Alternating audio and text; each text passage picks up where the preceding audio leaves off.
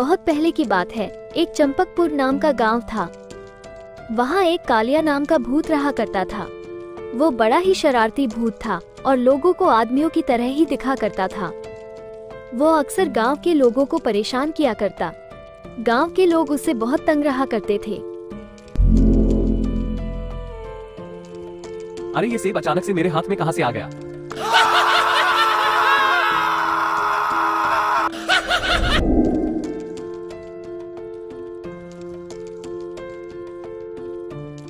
भाई वाह, मजा आ गया। आज का तो दिन ही बन गया। लोगों को डराने से ज्यादा मजा और किसी चीज में नहीं है। अब कहीं और जाता हूँ। अरे पूजा, तुम कहाँ जा रही हो? आजकल घर के बाहर बहुत कम निकलती हो। तुम तो जानती हो इस गांव में एक तुम ही हो जिसे मैं पसंद करता हूँ और जिसे कभी न डराता हूँ, न ही मैं तुम्हें कभी परेशान करता हूँ। फिर भी तुम कभी मेरे पास न आती हो। देखो कालिया भूत, तुम मुझसे दूर ही रहा करो। मेरी माँ को जानते हो ना, कितनी गुस्से वाली है। वो तुम्हें बिल्कुल भी पसंद न करती। उन्होंने ही मुझसे कहा है कि कालिया भूत से बिल्कुल दूर रहना, क्योंकि तुम्हारी परछाई जिस पर पड़ जाती है उसकी शादी नहीं होती। कहीं में भी कुंवारी न रह जाओ, इसलिए दूर रहो मुझसे।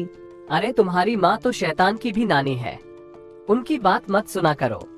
वैसे भी तुमसे तो मैं ही शादी करूँगा, लेकिन तुम्हारी वो बुढ़िया माँ मानती ही नहीं है। चलो आज फैसला हो ही जाए। मैं आज फिर अंतिम बार तुम्हारी माँ से अपनी और तुम्हारी शादी की बात करूँगा। ये सब फालतू की बात मत करो। तुम एक भूत हो, मैं तुमसे कैसे शादी कर सकती? आज तक सुना है किसी लड़की की शादी किसी भूत से हुई हो। अगर मेरी माँ ने मुझे तुमसे बात करते भी देख लिया तो मुझे बहुत डांटेंगी। मैं घर जा रही हूँ। ठीक है पूजा, तुम घर जाओ। मैं भी बस एक दो लोगों को डराकर तुम्हारी माँ के पास ही आता हूँ शादी की बात करने। शादी तो मैं तुमसे करके ही रहूँगा, चाहे कुछ हो जाए। आज फैसला होकर रहेगा। अरे पूजा, तू कहाँ चली गई थी? तुझसे कितनी बार कहा है कि घर से बाहर ज्यादा न घूमा कर। अब तू सयानी हो गई है। और वैसे भी वो कालिया भूत गांव वालों को तो परेशान करता है, लेकिन तुझ पर तो बुरी नजर है उसकी। तेरे पीछे पड़ा रहता है।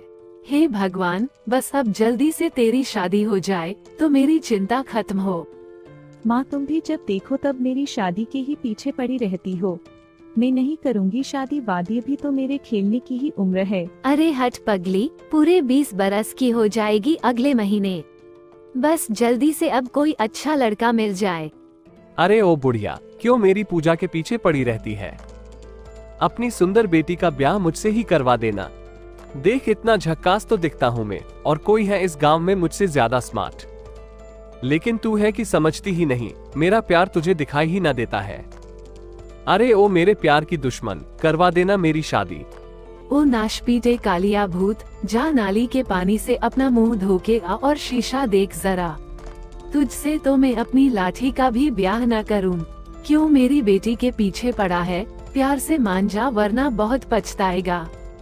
अरे बुढ़िया, कितना कड़वा बोलती है तू। देख, तू चाहे कुछ भी कर ले, लेकिन तेरी बेटी पूजा से तो मैं ही शादी करूंगा, और किसी से भी इसकी शादी ना होने दूंगा। जो भी इससे शादी करने आएगा उसे डरा के भगा दूंगा।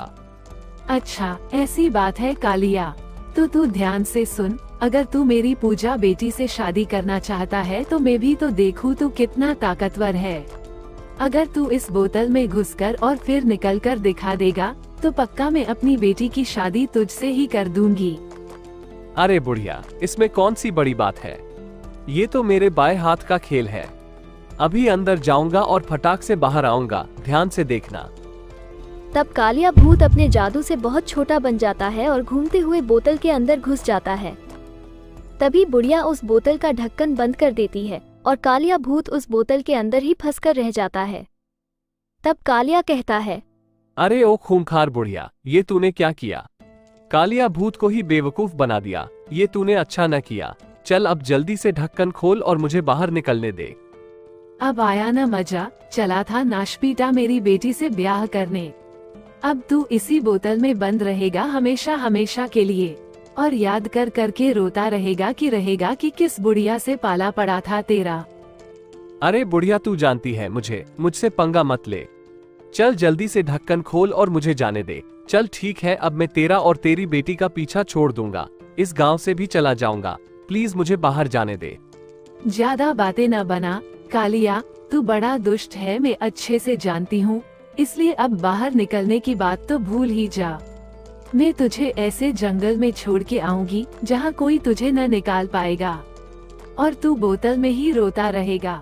और वो बुढ़िया कालिया भूत को बंद बोतल में ले जाकर गांव के पास के घने जंगल में जाती है। वहाँ जंगल के उस हिस्से में कोई आता जाता नहीं था और वह कालिया भूत को बोतल सहित वही छोड़कर आ जाती है। कालिया भूत अब डर गया था और कालिया भूत वही बोतल में बंद पड़ा चिल्लाता रह जाता है, पर उसकी आवाज सुनने वाला वहाँ कोई नहीं था।